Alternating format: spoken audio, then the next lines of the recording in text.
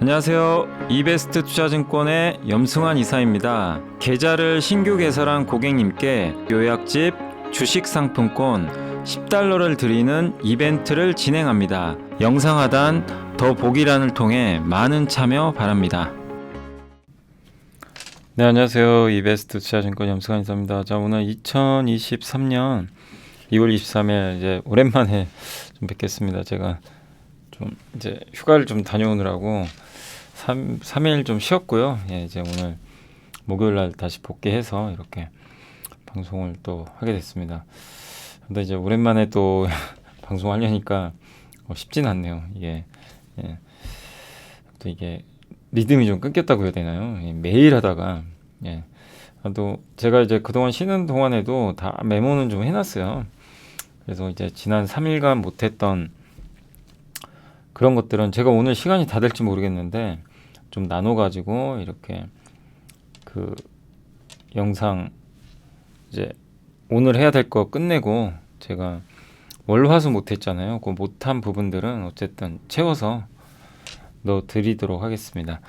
자, 일단 오늘 이제 좀 시간이 지나서 좀 빨리 한번 진행을 해볼게요. 오늘 나온 보고서는 뭐 이 석유화학, HL홀딩스, 동원 F&B, DO, 롯데제과, 롯데정밀화학, 중국 리오프닝과 국제유가는 어떤 관계가 있고 중국 여행객 증가가 국내 경제에 미친 영향, 또 경기가 너무 좋으니까 요새 시장 빠진다 이런 얘기도 있죠. 또 보험, 마법의 베일을 마법의 17이라는 표현도 쓰는데 그 IFRS 17 관련해서도 오늘 주가들이 많이 올랐잖아요.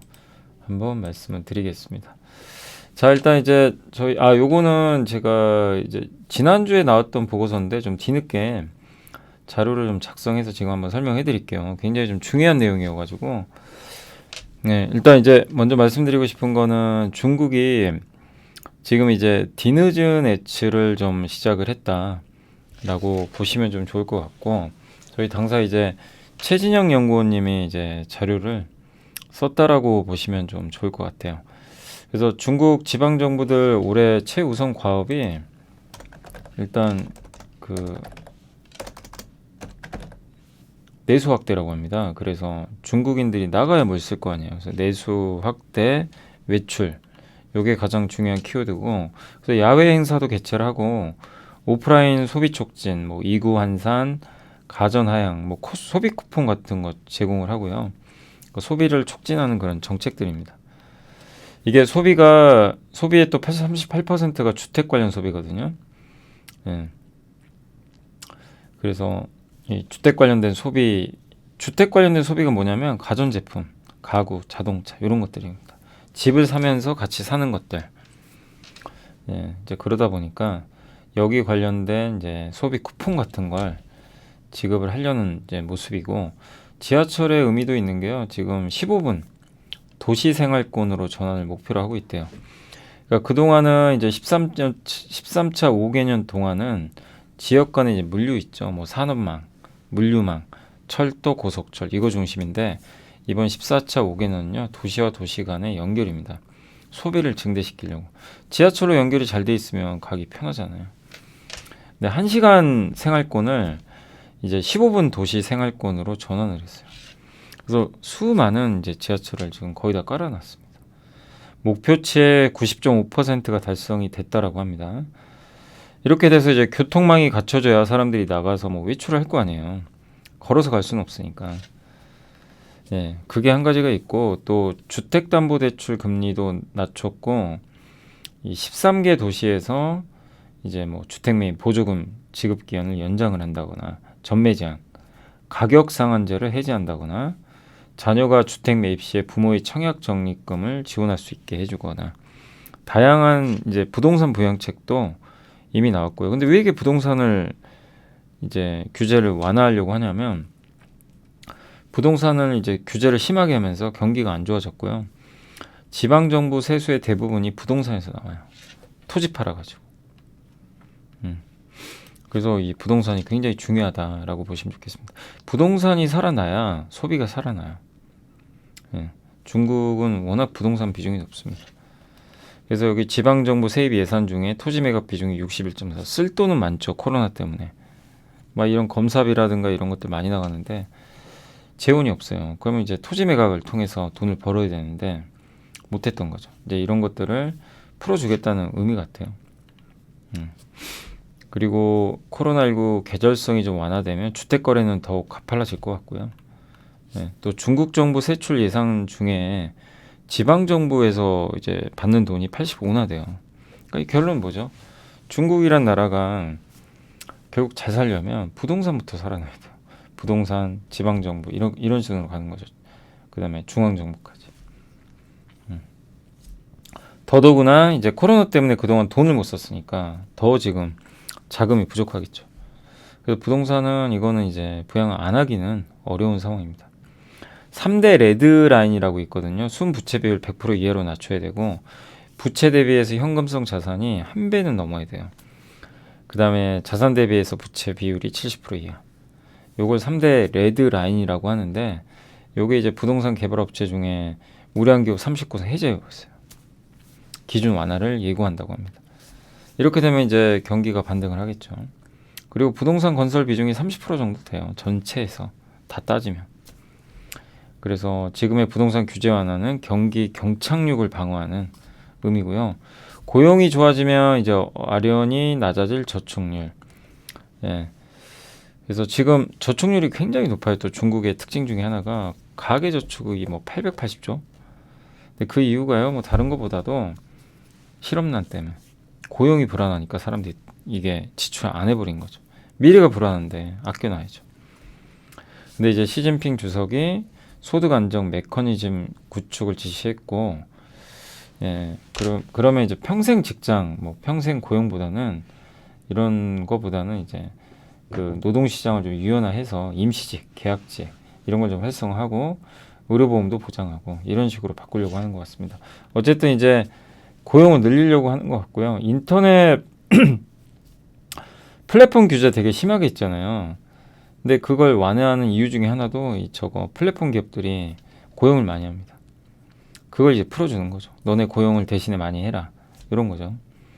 그래서 23년 신규 고용 목표치가 1690만 명. 중앙정부 목표치가 1100만 명대 인정 감안하면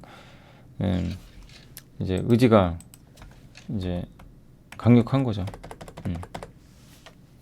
그래서 그 신규 고용 목표치 달성 가능성은 사실 모릅니다. 목표치랑 차이가 너무 크게 벌어지니까. 그래서 저게 이제 달성을 할지 모르지만 일단 중국 정부의 입장은 뭐냐면 고용 늘리겠다. 3월, 6월을 그래서 주목을 하세요. 3, 6월에 중국의 그 고용이 늘어나가지고요. 실제 저축이 줄어드는지. 고용이 늘고 저축이 줄면 소비가 는다는 얘기예요. 그래서 우리가 살펴야 될 건 중국 리오프닝 시작했지만 좀 속도는 느려요. 그렇지만 우리가 봐야 될 건 부동산, 시간 문제다.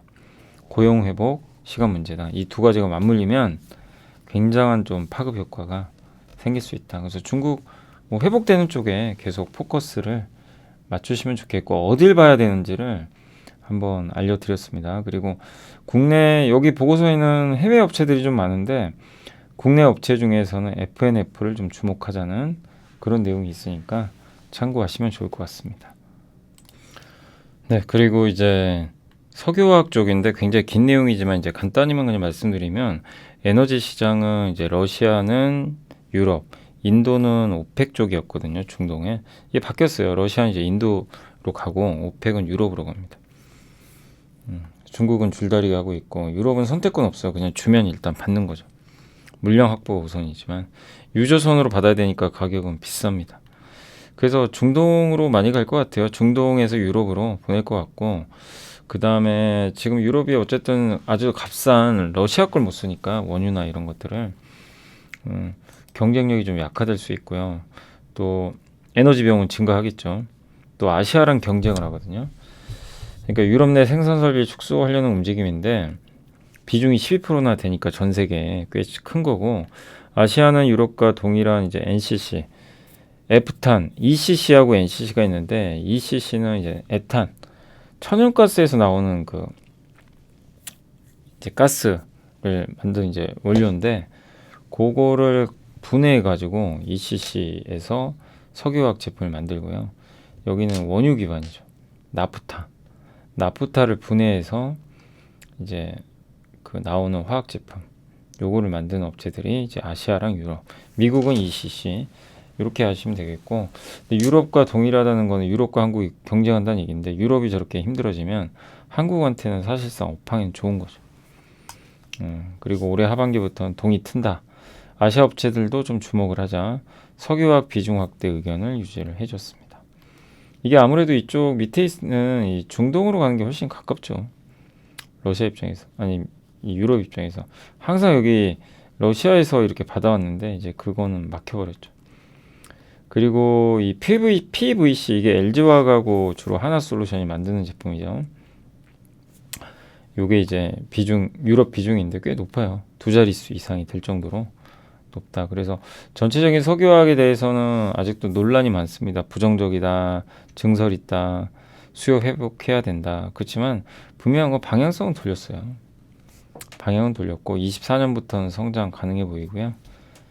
특히 유럽이 이렇게 힘들어지면 아시아의 반사 수익은 분명히 나올 수 있다. 약간 이제 그런 뉘앙스로 받아들이셔도 좋을 것 같습니다. 그래서 유럽의 어려움이 공급을 줄여요. 공급을 줄이면서 한국 석유화학 기업들한테는 호재가 된다. 이런 내용인 것 같습니다. 사실 석유화학도 이제 방향성은 확실히 좋아지는 거죠. 그림 자체는. 그리고 HL홀딩스는 목표주가 54,000 유지했고요. 이게 지주사들은 참 이게 답답하죠.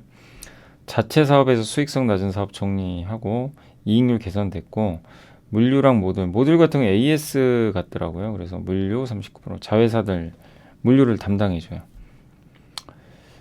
그리고 배당 2,000원, 1,000억 원, 100억 원의 자사주 매입 소각 발표했습니다. PBR 0.3배로 굉장히 저평가되어 있고요.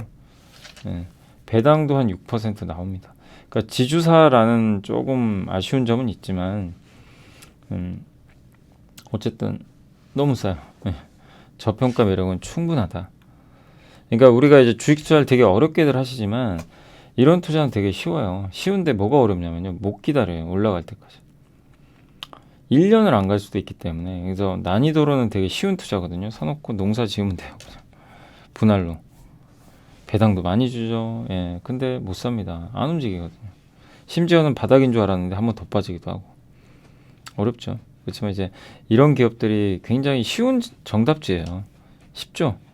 싸고 배당 많이 주고 현금으로는 괜찮고, 시간과 함께하면 괜찮은데 이제 그 시간과 함께를 못하니까 좀 항상 어려운 것 같습니다.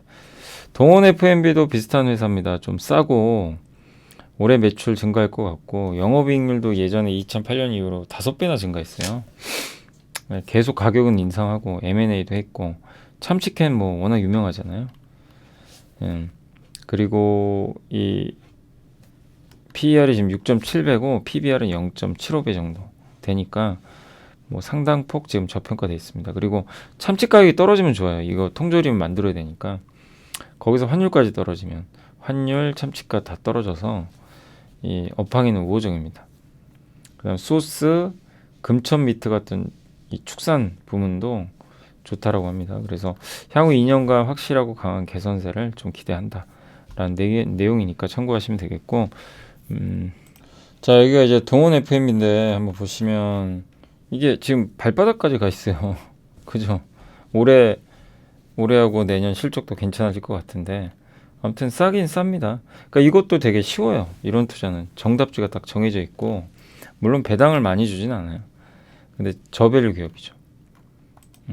돈도 잘 벌고 주가는 아예 바닷가에 있고, 이런 동원 FMB도 충분히 한번 우리가 기회를 포착해볼 만하다, 그 얘기고. 다만 디오는 좀 시간이 걸릴 것 같더라고요. 제가 읽어보니까 목표 주가도 낮췄는데 이제 임플란트 3사 중에 제일 못난이죠.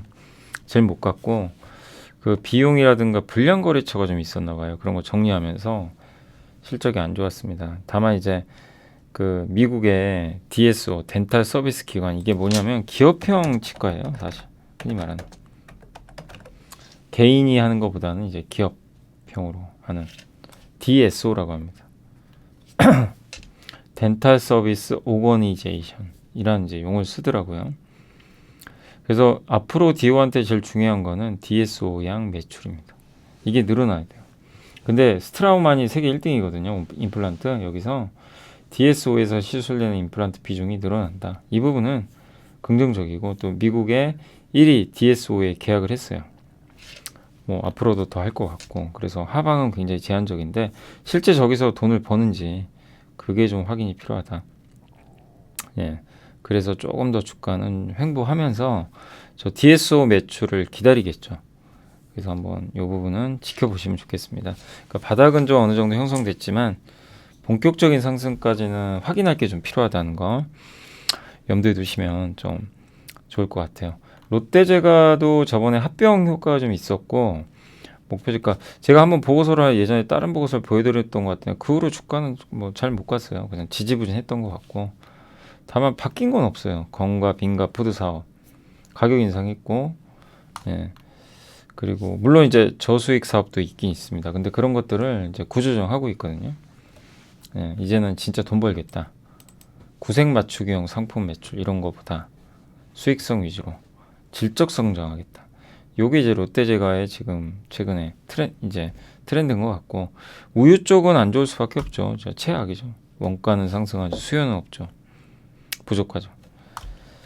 그래도 어쨌든 올해 영업이익 34.5% 증가할 걸로 전망을 하고 있고요. 예. 적자 사업도 턴어라운드 할 가능성이 높고, 해외 부분도 안정적으로 변할 것 같고요. 그래서 향후 2, 3년간 턴어라운드가 좀 지속될 것 같다라는 그런 내용입니다. 예. 그래서 3년간 평균 영업이익 합병한 18.1% 성장할 것 같고요. PER도 9.8배. 뭐 거의 무릎 이하로 가 있죠.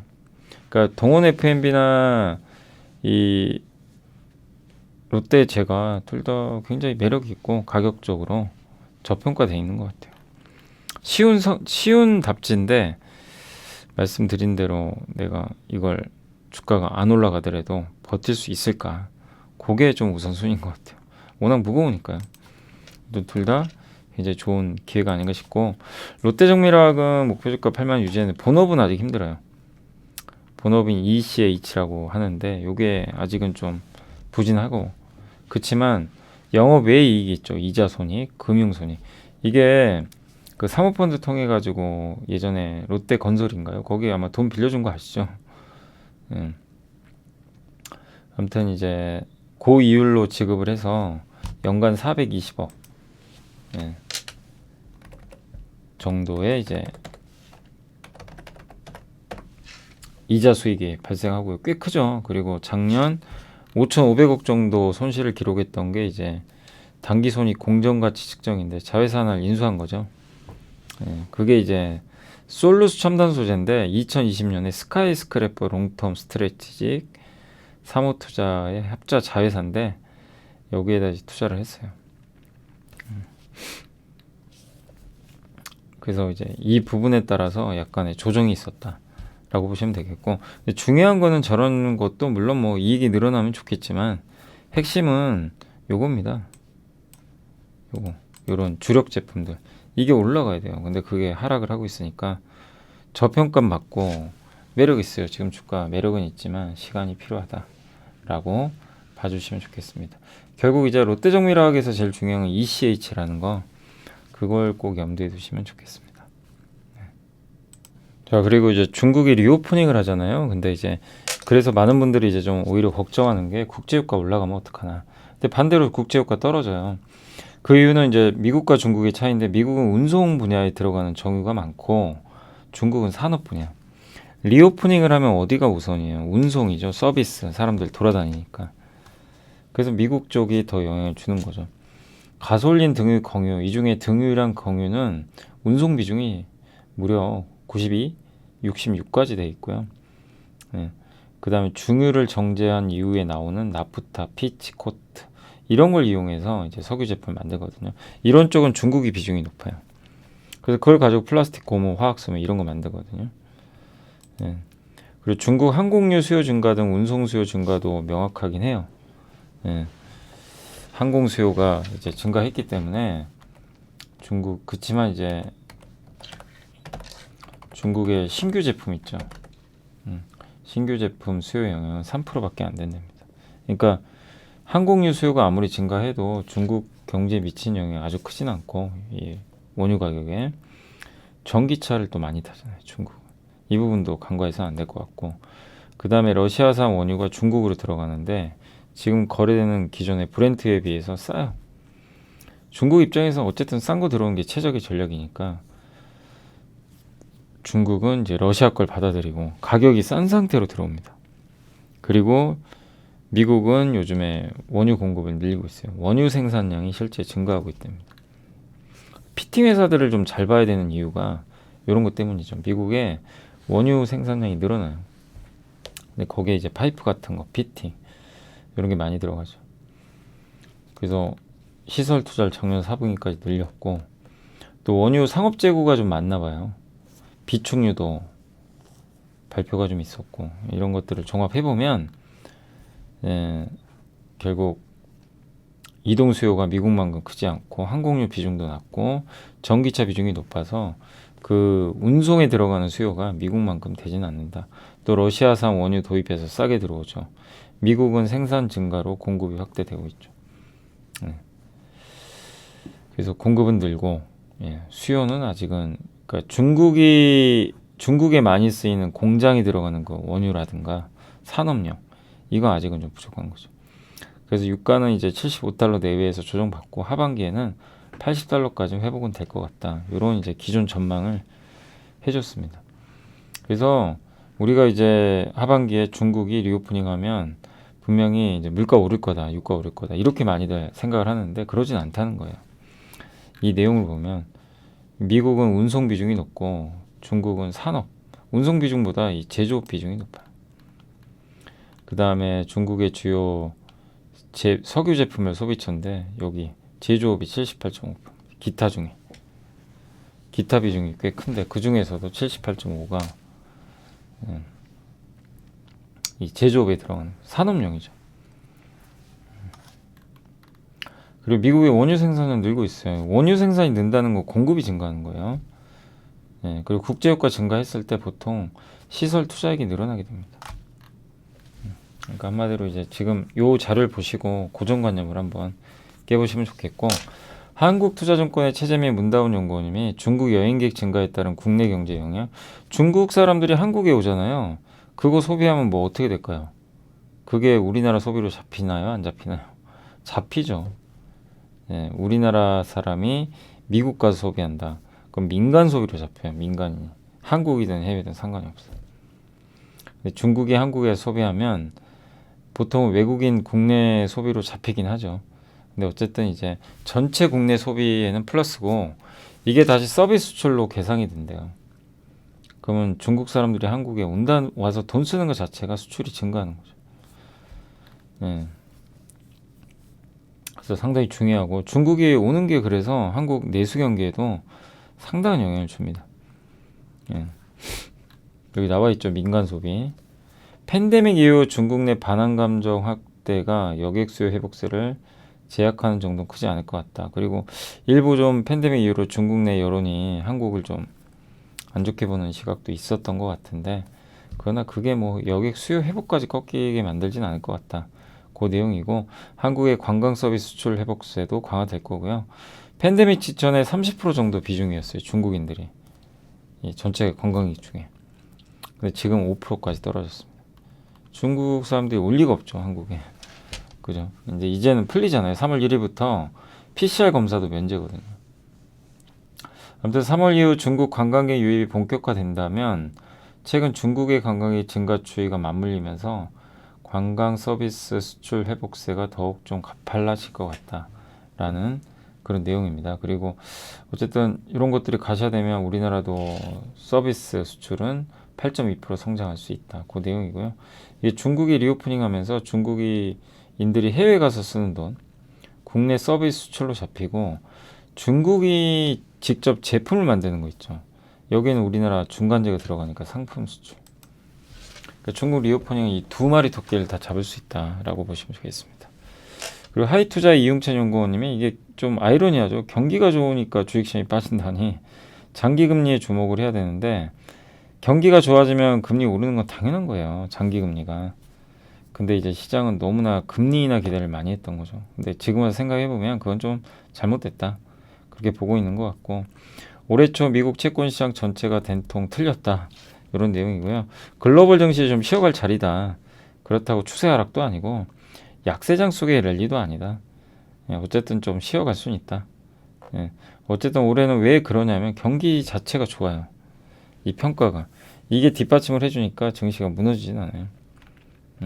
이게 작년과는 다르죠. 작년에는 뭐 경기는 안 좋은데 물가 높고 그래서 금리 올려야 되고 삼중고였죠. 올해는 이게 반대로 뒤집어졌죠. 글로벌 또 서비스 수요는 여전히 강력하고, 근데 한국은 제조업이 살아야 돼요. 수출이 살려면 뭐 그거는 확실하죠. 예, 제조업도 살아나야 되는데 그걸 확인하려면 좀 시간이 한두 달 필요하다고 합니다. 그래서 2월달 중소형주 랠리가 나왔지만 중소형도 좀 쉬고 당분간은 조금은 2,500 중심으로 해서 기간 조정이 예상된다 라고 여러분들이 한번 생각을 해주셔도 좋을 것 같습니다. 증시에 어쨌든 추가 상승은 글로벌 경기 회복이 좀 필요하고 반도체가 살아나야 돼요. 그래서 경기가 좋으니까 주가 안 간다, 이것도 얼핏 맞는 얘기죠. 최근에 보면. 그렇지만 경기가 너무 좋아서 주식시장이 빠지면 그것도 참 이상한 일이다 라는 내용인 것 같습니다.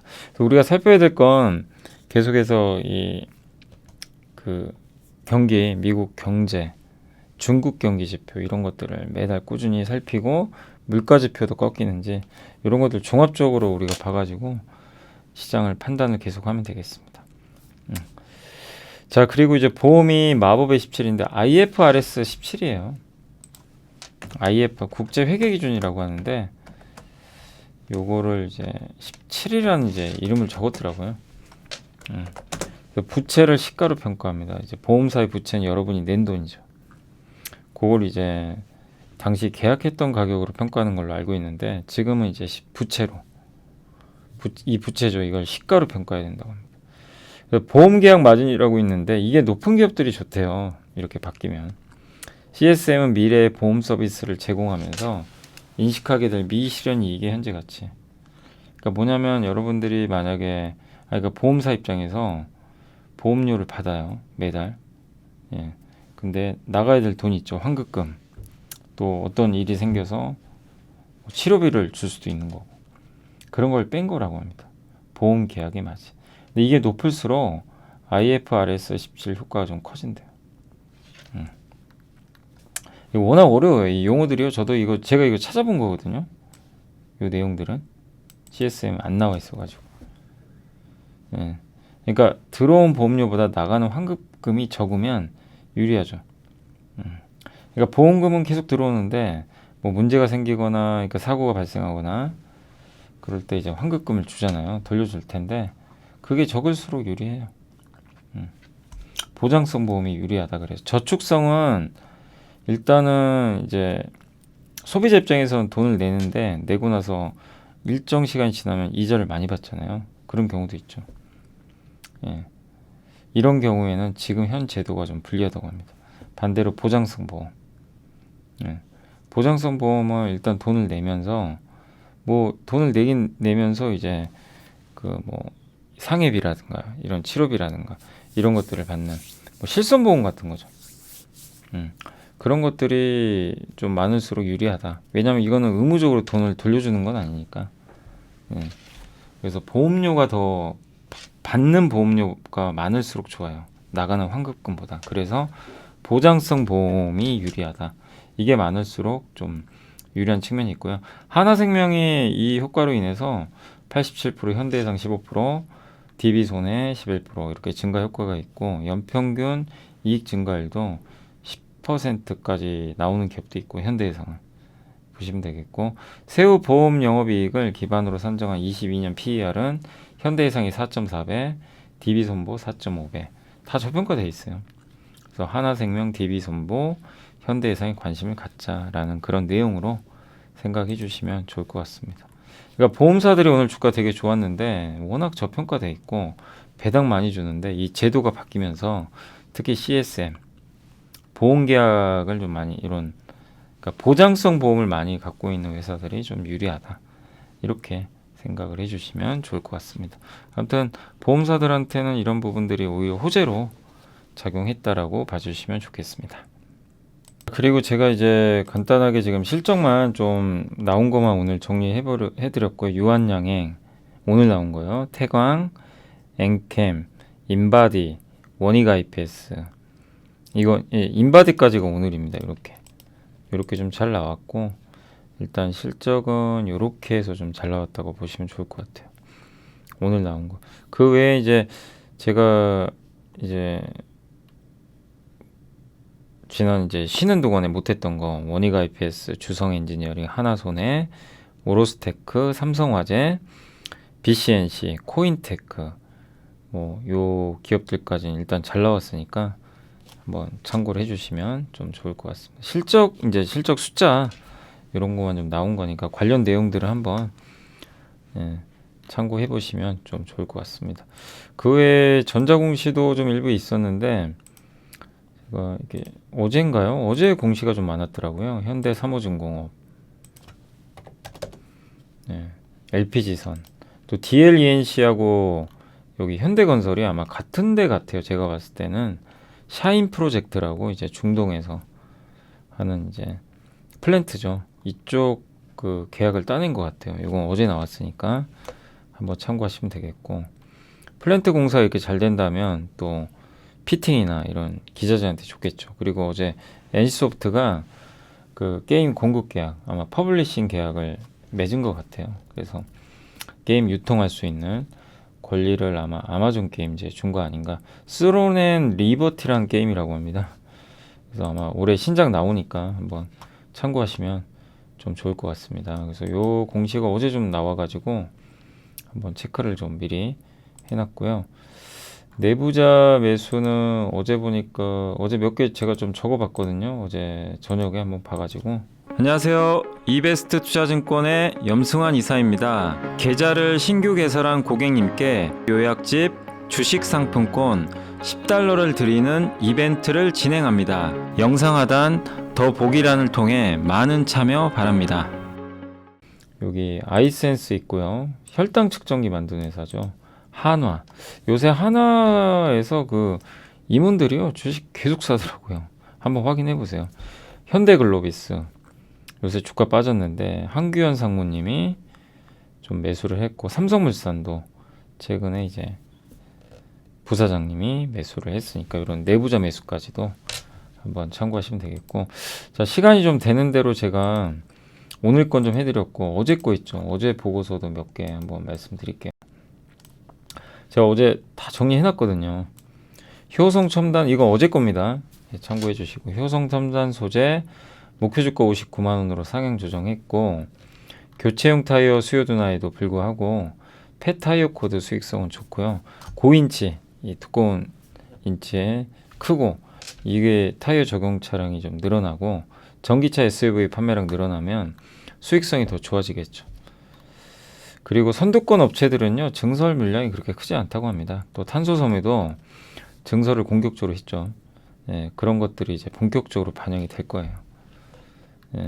그래서 이런 것들이 이제 다 끝난다면 2020년에 그 600억대 초반 정도 됐거든요. 섬유가 이게 4,700억까지 앞으로 늘어난다고 합니다. 또 분기 매출 1,000억대 중국 경쟁사는 증설과 높은 수익성 기대로 시가총액 7.5전화 돼요. 효성 첨단 소재는 훨씬 밑에 있죠. 그러니까 충분히 향후 장기적으로는 좀 기대감을 가져도 되지 않을까. 다만 이제 이 회사의 주력 제품들이 경기에 좀 민감하다 보니까 좀 안 좋았는데 경기도 좀 회복될 거고 하니까. 다만 제가 이제 밸류를 보니까 무릎 이하는 38만원 정도, 그 정도 레벨이면 가장 좋지 않나 생각을 하고요. 대덕전자도 어제 나온 보고서고요. 목표주가 3만원으로 하향 조정했습니다. 4분기 실적은 기대치 하회했고, 근데 뭐 어느 정도 감소할 건 좀 예상은 했죠. 기판 업체들 대부분 다 그랬으니까. 핵심은 이제 올해 하반기부터는 메모리도 좋아지고 플립칩 BGA 우리 배웠죠. 이게 본격적으로 성장해서 실적은 가파르게 회복될 것 같다. 그 내용이고, 이제 올해 실적 눈높이는 이미 낮췄기 때문에 다만 이제 하반기부터가 좋은 분위기로 갈 것 같다. 이런 내용입니다. 그리고 비메모리 비중이 점점 올라갑니다. 이 부분도 호재고요. 예. 다만 이제 상반기보다 하반기로 보시면 좋을 것 같아요. 그래서 급하게 하지 마시고 요새 좀 올라왔으니까 2만 원 이하, 그러니까 무릎 이하가 19,000원이니까 2만 원 이하에서부터 한번 대응을 해보시면 좋을 것 같습니다. 오랜만에 코오롱인도 보고서도 나왔는데 키움의 정경희 신대현 연구원님이 친환경 소재인 라이오셀테우를 담배 필터에 적용하는 연구 개발 추진한대요. 그러니까 이제 일반 담배 필터가 아니라 친환경 소재를 쓴다고 합니다. 그러니까 나무에서 추출한 천연 펄프 이걸 용해해 가지고 만든 섬인데 지금 담배에 사용되고 있는 게 플라스틱 담배 필터의 대체제라고 하는데 폐기해도요 분해가 된다고 합니다. 그래서 기존 담배 필터 시장 규모는 일단 이제 여기 5.1 빌리언의 달러 정도 되는 것 같은데 그러면은 50억 달러죠. 51억 달러. 우리나라 돈으로 한 6조? 6조 가까이 되겠네요. 근데 여기를 과점하고 있어요. 이스트만, 그 다음에 셀라네스, 다이셀, CNTC 등이 이렇게 다 차지하고 있고 이 담배 회사들하고 이 독점 관계죠. 예. 그리고 글로벌 회사들 대부분 실적이 두 자릿수 이익률을 기록하고 있다고 합니다. 그래서 코오롱 인더가 저걸 연구 개발해서 성공을 한다면 뭐 주가 재평가 받을 수도 있죠. 셀룰로스 역량도 갖고 있고 예상 연구 기간은 3년, 25년 말로 예상이 되고요. 그 다음에 KTNG와의 전략적 협업이 가장 중요할 것 같습니다. 우리나라 기업이니까. 그래서 장기적으로 글로벌 시장 점유율 10%만 가도 4천억이 된다. 이렇게 되면 3분기 영업이익의 78%가 새로 생기는 거예요. 꽤 커요. 근데 관건은 뭐냐면 지금이 아니고 25년에 끝나잖아요. 연구기간. 매출로 잡힐 때까지 상당한 시간이 걸려요. 그래서 지금 요거 보고 투자하시는 건 아니에요. 다만 이런 연구도 하는구나. 이게 언젠간 반영이 되겠지. 이런 마인드면 괜찮아요. 그리고 주가 싸요. PBR 0.53배. 워낙 그동안 좀 부진해가지고 그래서 밸류가 상승할 여지도 좀 생겼고 다만 저기에 너무 흥분하시면 안 되고 저런 내용은 알아두세요. 그러니까 나중에라도 코오롱 인더가 담배 필터 시장에 진입을 하게 되면 주가는 재평가 받겠지만 저거 연구 개발 기반만 해도 25년까지니까 천천히 보자. 그 내용이고 아무튼 지금은 주가는 좀 싸다라고 말씀드리고 싶고 오로스테크는 이제 영업이익 흑자 전환했고요.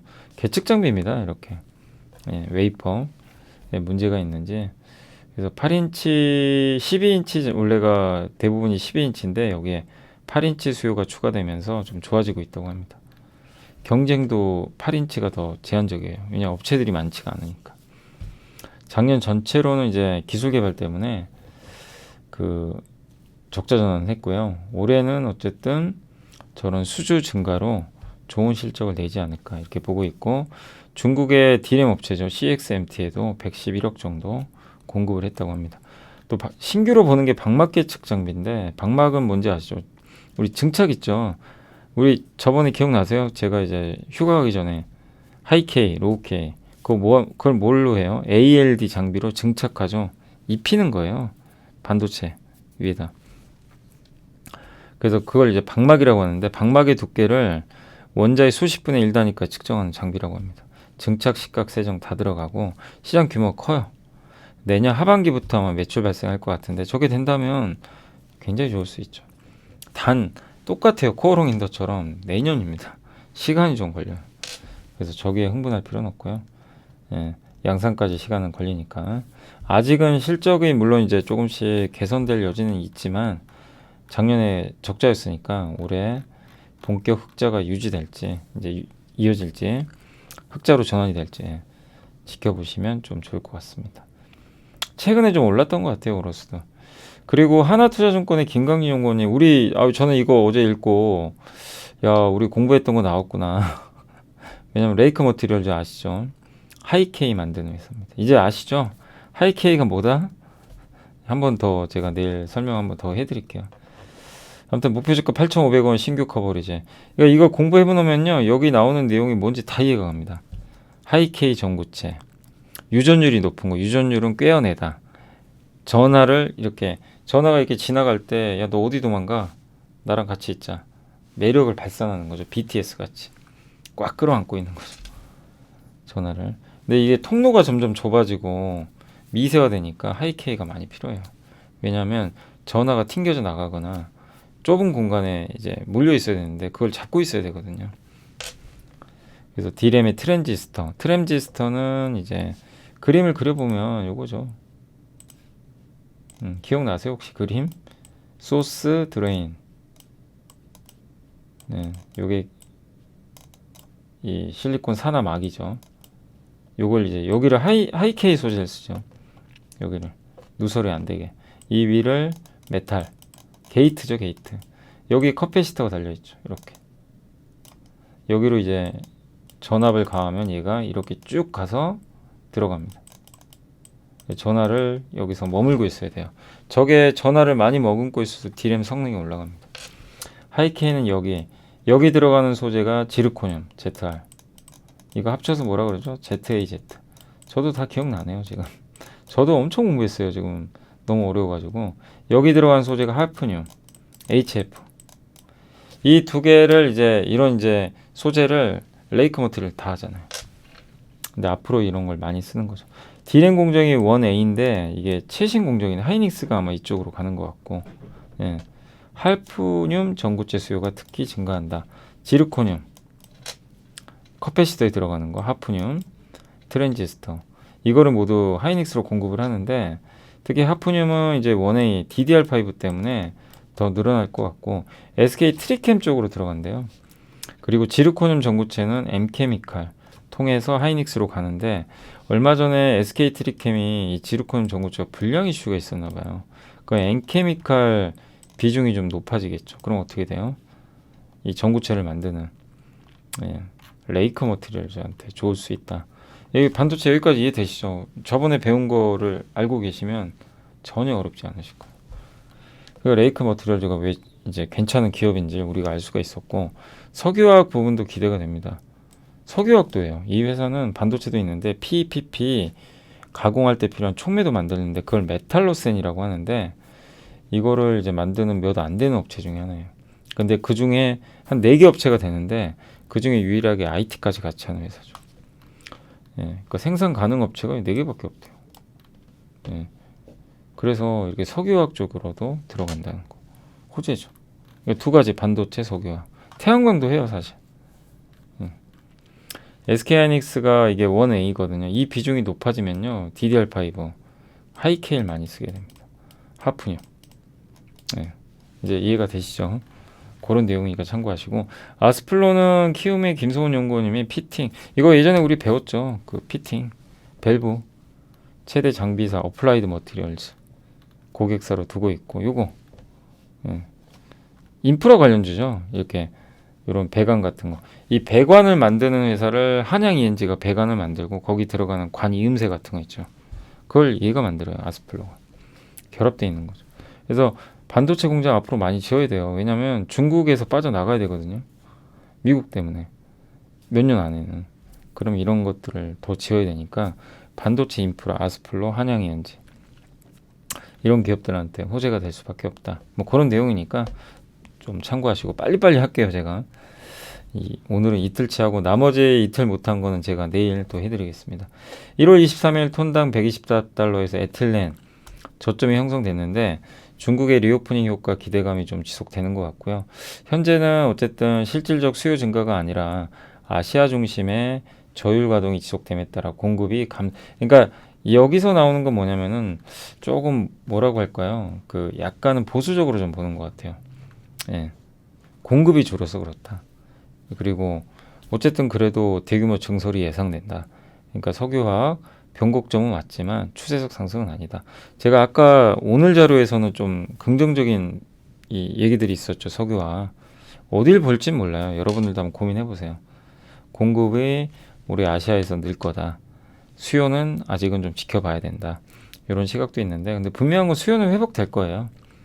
네, 회복될 가능성이 유럽이 좀 약간은 꺾이니까 그런 면에서 증설이 있더라도 아시아에서 충분히 우리나라가 조금 수혜를 받는 부분도 있지 않을까. 그래서 너무 석유화학도 부정적으로 볼 필요는 없지 않나 저는. 주가 그동안 너무 안 좋았잖아요. 그래서 한번 좀 지켜보시는 것도 좀 좋을 것 같습니다. 또 부동산 부양하면 석유화학 좋아져요. 철강하고.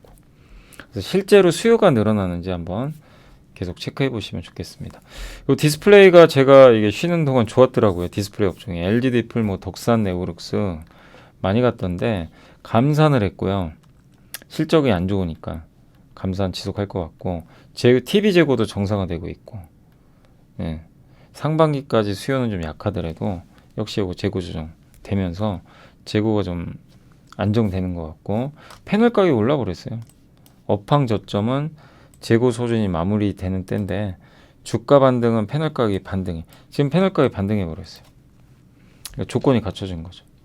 패널 가격 반등은 TV는 이제 2월이고 노트북과 PC 쪽은 이제 2분기 중에 가능할 것 같다. 그래서 이분 의견은 디스플레이 관련주 이제는 그냥 일시적 반등이 아니라 추세적 상승 아니냐 이렇게도 보고 있는 것 같아요. 그래서 대부분 좀 좋게 보고 있고 비중 확대고 LG 디스플레이도 목표 주가를 올렸다라고 보시면 좋겠습니다. LG 디플도 뭐 지금 상황이 좋은 건 아닌데 이제 최악은 지나갔다라는 그런 인식들은 있는 것 같아요. 그래서 OLED 또 여기 OLED 앞으로 뭐 들어가죠? 아이패드, 맥북 많이 들어가요. OLED 들어가는 게. 그러니까 소재 업종한테 좋아요. 예. 대수가 늘어나는 건 아닌데 소재는 면적이죠. 태블릿이 잘 팔리면요 면적이 늘어납니다. 그래서 소재주들 뭐 여러분도 아시는 소재 업종에 대해서 한번 뭐 덕산 네오룩스도 있을 거고 그 다음에 이녹스 첨단소 이런 게 이제 보통 대표적인 소재 업종이죠. 그러니까 이 OLED 사이즈가 커진다는 게 상당히 긍정적이다. 이렇게 보시면 좋겠습니다. 반도체 요거 제가 읽어보니까 도현우 연구원님 의견은 뭐냐면 최근에 감산 기대도 있고 이런데 실제로는 감산이 지금 계획만큼 되느냐 계획보다 더 많이 감산을 해야 되는데 감산 계획을 막 처리하거나 축소한다 뭐 이런 얘기들이 있나 봐요. 인공지능만 가지고는 아직은 안 된다. 예. 왜냐면 전체 서버 수요 5%밖에 안 되거든요. 그래서 이분 의견은 뭐냐면 반드시 감산이 필요하다. 예. 그래야 이제 재고가 줄고 수요는 늘 거니까 빨리 정상화 되는데 지금처럼 감산과 이런 설비 투자 규모 축소하는 거를 예상보다 좀 줄여버리면 공급이 늘 거란 말이에요. 이렇게 되면은 디램 공급이 12%나 증가한대요. 공급 초과율이 9.1, 3분기에 3.7. 예, 이렇게 된다고 합니다. 그러니까 결국엔 지금 필요한 건 뭐다? 공급을 더 줄여야 된다. 근데 지금 갑자기 삼성 하이닉스도요, 뭐 공급 줄인다, 안 줄인다, 이제 공급 줄이는 것보다 좀 갑자기 이게 전략 바뀐 거 아니냐 이런 얘기도 많이 나와요. 그러니까 좀 어려운 거죠. 예. 그래서 저도 개인적으로는 좀 감산을 했으면 좋겠는데 요즘에 약간 노이즈는 있습니다. 감산하려는 걸 좀 규모를 줄인다. 100개 줄이려다가 50개만 줄인다. 이런 얘기들이 나오니까 예, 그래서 감산이 반드시 좀 강하게 이루어져야 된다. 안 그러면 늦어진다. 업황 회복. 그 내용이니까 참고하시고 그 다음에 요거는요. 다른 거보다는 요 내용만 보시면 돼요. 공모 물량이 이렇게 줄었어요. 상장 기업들 있죠. 이게 공모 물량 시가총액 이게 LG엔솔 그리고 어떻게 됐어요? 이게 증시 호재예요. 대여급이 없어요. 다 줄줄이 낙마하거나 아니면 상장 취소하거나 연기하거나. 그러니까 확실히 올해 증시가 좋을 수 있는 이유 중에 하나도 공급이 줄어요. 너무 많은 공급이 있었죠. 21년도, 22년도 역대급이었어요. 그때 LG엔솔까지 피날레 장식했죠. 예, 그때 IPO 시장 평균 공모금이 1,800억. 최근 3개월. 근데 21년과 22년은요 1조 원이 넘어요. 평균. 얼마나 줄어든 거예요? 10분의. 이건 증시에는 좋은 거예요. 그렇게 좀 이 부분까지 한번 보시면 좋겠습니다. 제가 일단 보고서는 일단 여기까지 한번 설명을 좀 해드렸고요. 네, 그리고 제가 이제 시황 좀 말씀을 좀 드리겠습니다. 시황까지 하고 마무리할게요. 그래서 못다한 이틀치 있죠. 월요일, 화요일 거는 제가 내일 해드릴게요. 자, 오늘 종합주가 지수는 일단 그 상승세로 잘 끝이 났고요. 예. 오늘 이제 외국인들 주식을 전기전자 중심으로 해가지고 한 800억 정도 샀고, 근데 판 것도 있었어요. 화학업종은 좀 많이 팔았습니다. 근데 기관들이 오늘 방어를 잘해줘가지고 증시는 좀 상승했다. 기관의 역할이 컸어요. 환율 다시 떨어졌고, 오늘 금통이 금리 동결했고, 제가 바라본 바로는 금리는 장기간 동결할 것 같더라고요. 부동산 문제가 좀 있고 국내 경기 문제가 있어서 아마 장기간 부동산 쪽이나 이런 쪽 관련해서 약간 리스크들이 아직은 남아있다 보니까 한국은행은 금리 올리는 걸 굉장히 부담스러워하는 것 같아요. 미국과 금리차 벌어져도. 그래서 장기간 그러니까 물가만 튀지 않으면요, 갑자기 그런 거라든가 환율이 막 급등한다거나 그런 게 아니라면 결국엔 금리는 장기간 동결된다. 인하까지는 솔직히 모르겠고요. 동결 가능성이 높아졌다 계속. 이렇게 보시면 되겠고, 오늘 섹터 쪽으로는 챗 GPT, 엔비디아가 실적이 좋았잖아요. 급등해가지고 이거 또 난리가 났습니다. 로봇, 오늘 보험주도 아까 IFRS 그것도 저도 아주 그 내용이 너무 용어들이 어려워요. 근데 CSM 기억나시죠? 보험 계약 마진. 그러니까 보험사가 받는 그 매월 받잖아요. 매월 받는 금액에서 앞으로 이 고객들한테 돌려줘야 되는 돈 있죠. 요게 벌어지면 벌어질수록 보험회사 입장에서는 더 좋은 거예요. 지금 제도화에서. 그래서 주로 이제 손해보험회사들이 그런 게 좀 많고, 왜냐하면 손해보험회사는 보장성 보험보단 자동차 보험은 보장성 보험이 아니잖아요. 아니 그 저축성 보험이 아니죠. 보장성이죠. 실손 대부분 보장성이죠. 돌려주는 게 아니라. 근데 그 생보사들은 돌려주죠. 장기 보험 같은 거. 그래서 이 장기 보험보다는, 그러니까 장기 저축성 보험보다는 손해보험 같은 이런 류의 보험 기업들이 CSM이 더 마진이 좋기 때문에 IFRS 17 요 회계제도 개선에선 수혜가 예상된다. 그래서 오늘 주가 올라갔습니다. 그러니까 보험주들도 한두 달 전부터 계속 괜찮았어요, 자리도. 근데 안 갔죠, 주가가. 은행 주가도 안 가고, 은행은 막 배당 뭐 이런 기대도 있었는데, 근데 뒤늦게 또 가죠. 그러니까 항상 뭐든지요, 제일 쉬운 건요, 남들이 버리고 관심 없고 그런 쌀 때, 근데 아무거나 싸면 안 되고 앞으로 좋아질 모멘텀, 아니면 완전히 싸거나, 아니면 배당을 많이 주거나 뭐 이런 것도 좋은 모멘텀이에요. 근데 그런 기업들이 좋은 게요, 쌀 때 사시면, 쌀게 투자하시면 뭔가 모멘텀이 갑자기 생기면요, 불을 뿜어버리죠. 편하게 수익 낼 수 있어요. 단 아까도 설명드렸지만 안 갈 때 내가 기다릴 수 있느냐, 이게 너무 힘듭니다. 그래서 많은 분들이 이제 수익을 못 내는 이유 중에 하나죠.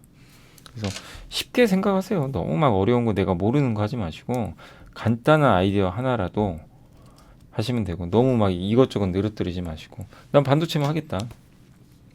뭐 난 반도체 하면서, 진짜 반도체는 좀 그래도 리스크가 좀 있잖아요. 업종이라는 게 이게 등락이 심하니까. 아니면 그렇다면 보험, 은행, 뭐 음식료, 좀 난이도 낮은 거죠. 통신, 배당 많이 주는데 그런 것들 한두 몇 개 깔아가지고 나는 기다리겠다, 쌀 때.